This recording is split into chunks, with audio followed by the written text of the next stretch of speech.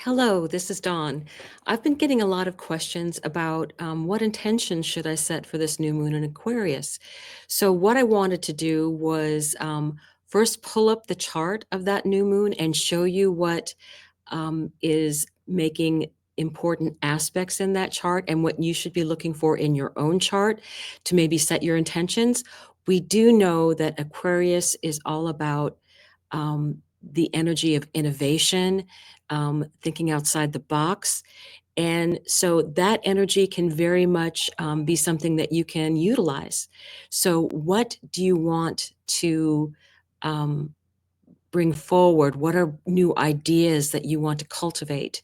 So, let's take a look, first of all, by looking at, I'm going to present the actual astrology chart for that particular event.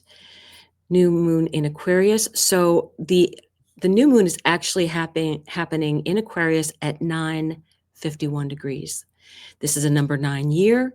So this new moon has been, I think this is the fourth of 5 of these new moons have been at 9 degrees. So it's a very important number that we've had going forward. So first of all, find out in your own chart what house is that 9 degrees of Aquarius for you. In this particular chart, now this is the chart of the event, but this is set for London. So what would this be about if you're looking at the ninth house? The ninth house is about higher thinking, the law, um, travel, long distance travel. Aquarius can also be about travel. And it's also about astrology. It's also about higher things, what your beliefs are, your belief systems.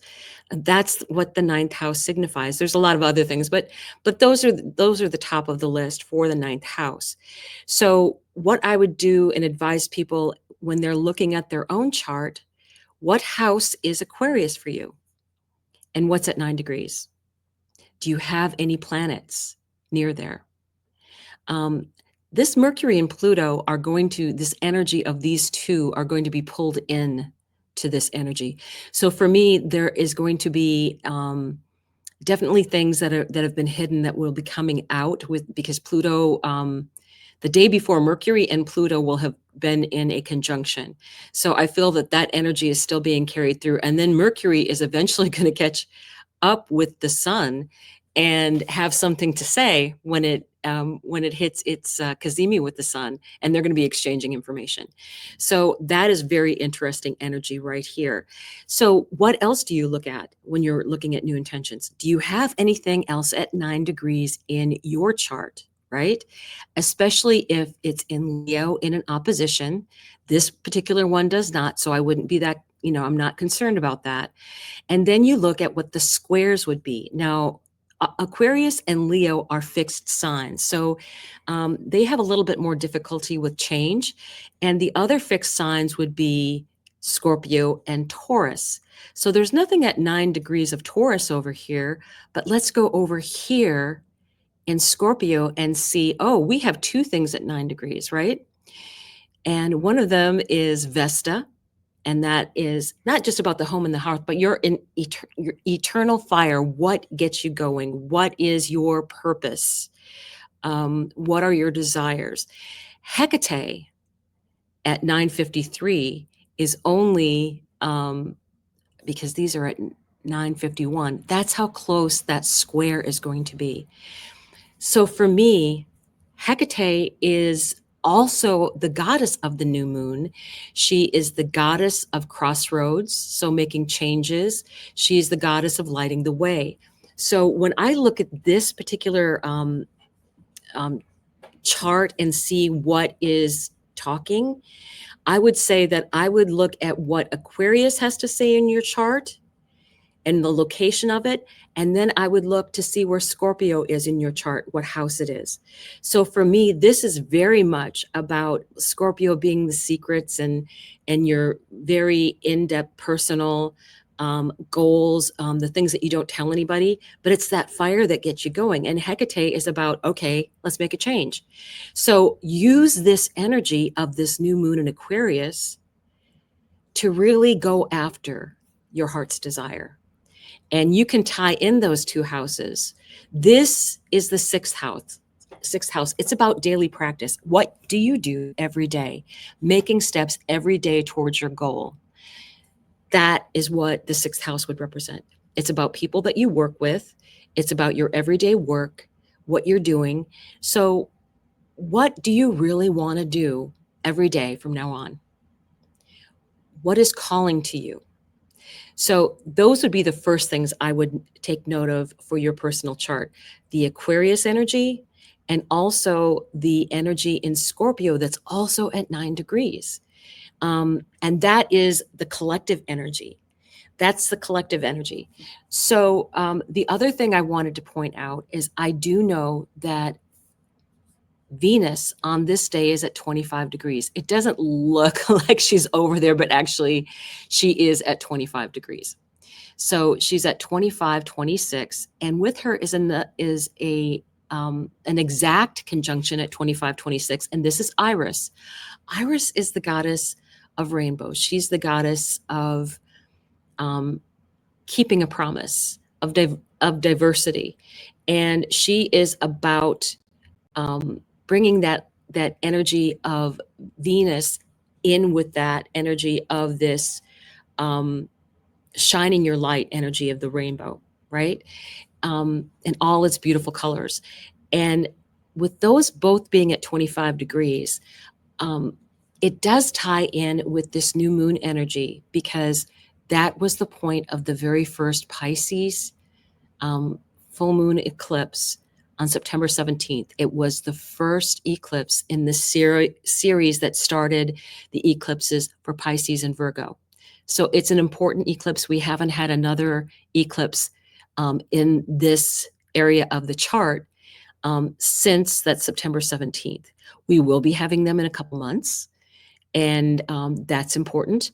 But that means that 25 degrees in Pisces is very sensitized, and it's where the sun and moon, it's where the sun was when the moon was in Virgo. I'm sorry, it's where the moon was when the sun was in Virgo, right? So it's definitely that energy, and that was on September 17th. So what I looked at with regard to this energy, because I do feel it ties in with the new moon, is what things are close to that in energy. And one of the things I noted was that here you have in a sextile that's helpful energy is Uranus going retrograde at 23 degrees. Now, Venus and Iris are at 25, and Uranus is at 23. And in a trine, which is just like one, so this is 2316. In a trine over here in Capricorn, this is Pallas Athena. And who is Pallas Athena? She would be considered the warrior type Venus. She is great with strategy. She is a planner. She is like, let's get this done. Let's get this started. So I feel like the feminine energy is showing up. It's showing up more and more as I look at these charts. And then I know that we're going to have Venus be going through a retrograde in these areas of the chart over here. And Mercury will be going also over those same degrees pretty much. So that's something to take note of, because that 25 degree Pisces hot point is going to be gone over by Venus 3 times. And she'll be going over the North Node several times. So what does that say? I think that there's fated energy coming forward. You don't always get the North Node in a Venus retrograde. It's very interesting when it happens, though, because things that are fated to happen, the nodes are about fate. And we're also having Venus and Neptune meet in a conjunction right before. What can you dream of? What do you want to get started? This is super powerful feminine energy. So what I want to do is I want to bring up several personal charts. So I have someone I checked with her, and this is going to be Wendy's chart. Wendy from the spiritual view, and I'm going to show her chart. Let me go back here a second, just for a second. And I want it for the 29th. 29th. There we are. So I'm going to hit the transits. Now this is Wendy's chart. So she has Aquarius in a different house. Here is Aquarius for her. So this is going to be the new moon at 9 degrees. It's in her third house. What is the third house about? Siblings, close family relationships, or people that feel like family, your local neighborhood, merchants, vehicles, short distance travel, communication. Communication is a big part of the third house.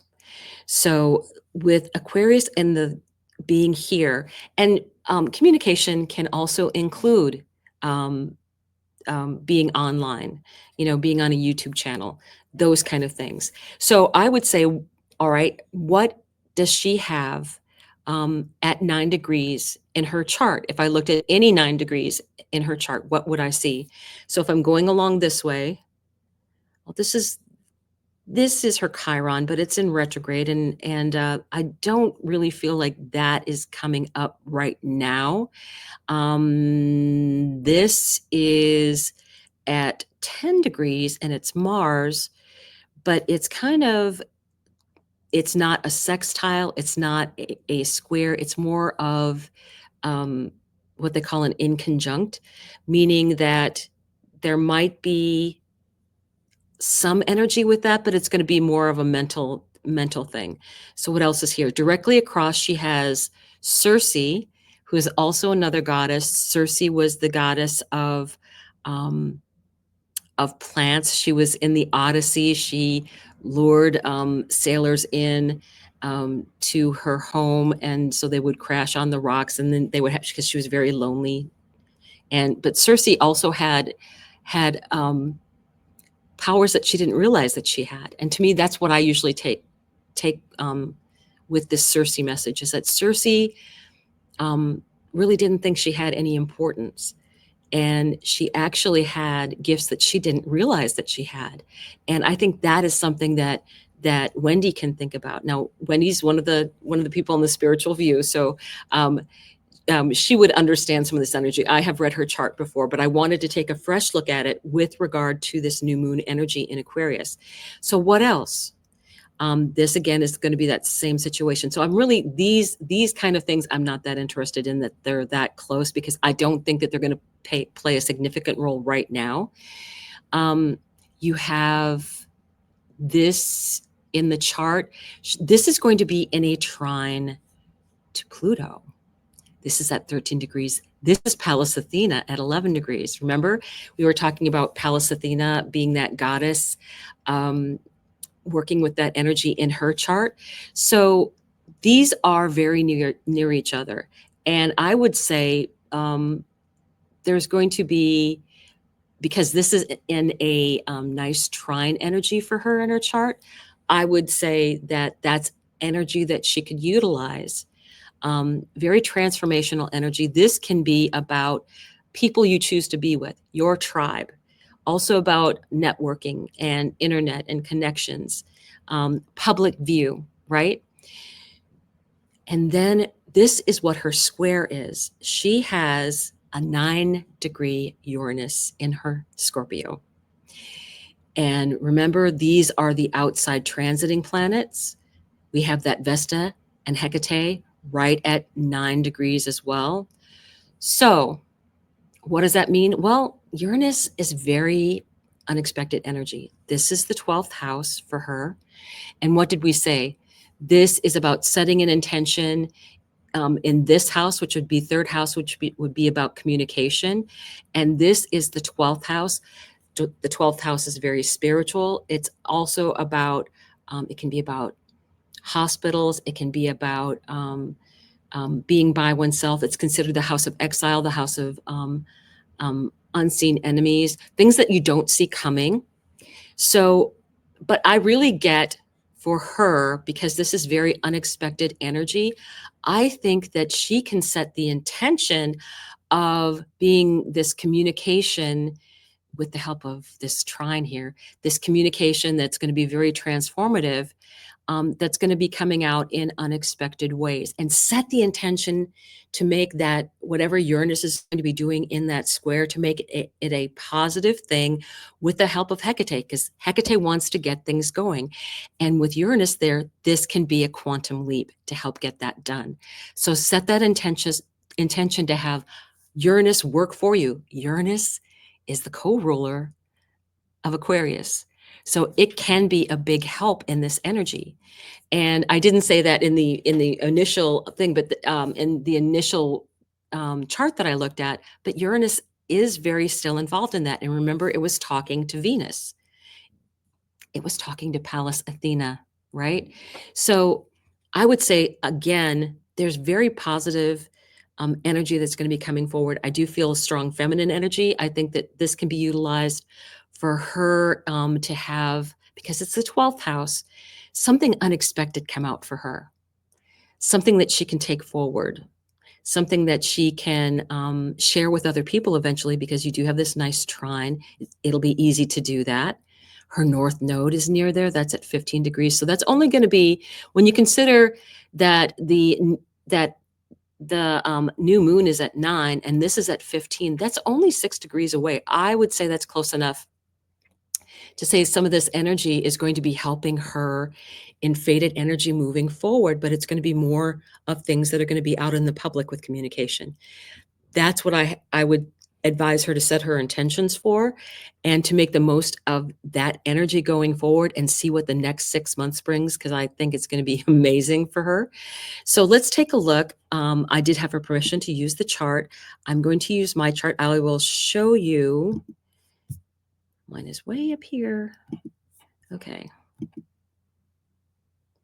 So let me click on with transits.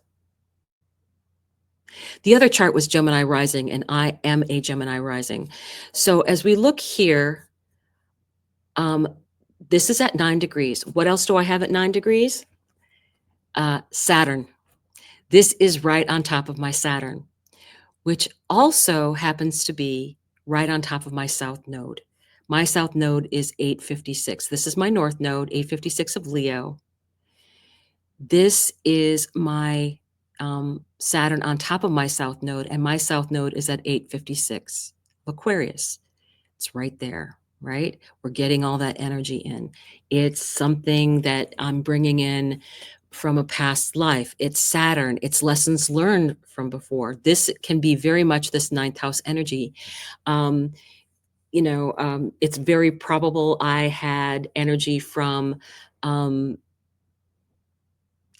I've been told by other people who read that I would have the energy of being an astrologer in a previous life a long time ago, because I'm bringing that knowledge in with me. So for me, when I came back to astrology in this time, I was always interested in it, but it's like I'm relearning it.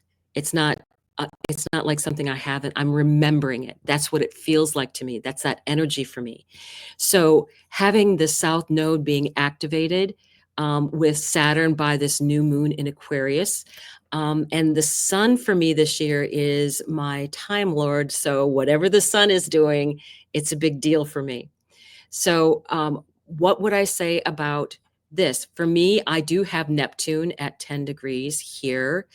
And here's Hecate and Vesta at 9. So what could I do on an everyday basis? I would say working on increasing my spirituality, getting into better daily habits that will help that and bring out more things, maybe from past memories, past lessons that I can bring forward, what is going to come out for me from my ancestors, things like that. I will say that I do have a 25-degree sun. So this Venus energy up here with Iris is in a trine to my sun. And Uranus is in a sextile to my sun, and I'm opposite Pallas Athena, right over here. So that is very much giving me positive energy to move forward. There are a lot of things that are helping me out here, and setting the new moon intentions for me would very much be about um, having daily spiritual practice and bringing that into my sixth house and into my 10th house as a, as a spiritual business, because this has been very activated um, by Saturn being there. And by the time Saturn is fully out, I will have done. I started a YouTube channel. I learned tarot, right? So I learned all of these things, and it's been a part of me incorporating it into my business, right? And I had the nodes over here in the 11th house, networking, internet communication, um, working with a tribe, people I choose to be with, those energies, right? So those are the things I would look for and set my intentions for in the chart, especially things regarding the ninth house. I want I want guidance to bring more spiritual things into my life and to put me on a path to find out, which is like, this is knowledge, to find out the things that are meant for me, what I need to learn, further things that I might need lessons on. So those are the things that you can look at in a chart regarding how you want to set intentions. And we will be doing a new moon intention setting the morning of the 29th, because it occurs at 6:30 my time, 7:30 Eastern time.